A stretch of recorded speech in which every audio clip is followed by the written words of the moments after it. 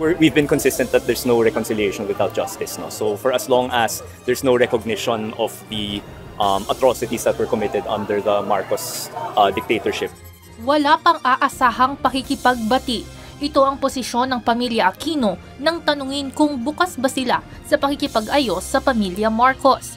Ayon kay Kiko Aquino D., apo ni former Senator Ninoy Aquino Jr., hanggat hindi kinikilala at pinananagutan ng mga Marcos ang mga naging biktima noong panahon ng martial law, malabo na mayroong reconciliation na mangyayari. For as long as there is no such recognition, I don't think there's much to say between our two families.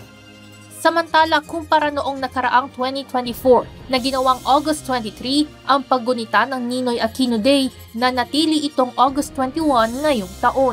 Ayon sa mga taga-suporta ni Ninoy, huwag nang pakialaman ng Pangulo ang petsyang ito. Pwede naman palang hindi gawing holiday economics, di ba? So it works even better. Now my advice is, for all those who continue to do initiatives to make the people forget, siguro tigilan na po natin yung ganon. Anya, ang pagkamatay ni Ninoy ay hindi isang simpleng holiday, kundi parte ng kasaysayan na nagpabago ng landas ng bansa. Para naman sa historia na si Chao Chua, ang kahalagahan ng araw na ito ay hindi lamang kay Senator Aquino, kundi para sa sambayan ng Pilipino, tunay na naging dahilan kung bakit muling naibalik ang demokrasya sa Pilipinas. Payo naman ito sa Pangulo, hayaan ang mga Pilipino na muling sariwain ang mga ganitong klase ng pangyayari sa kasaysayan. Nagbigay rin siya ng kanyang statement kanina, no? At syempre tinatanggap naman natin 'yon.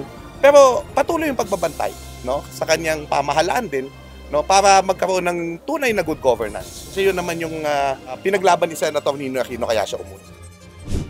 Ayon sa historia na si Chao Chua, kailangang alalahanin ng mga Pilipino na ang kabayanihan ay hindi nalilimitahan noong himagsikan, kundi po pwede ring mangyari hanggang sa makabagong panahon.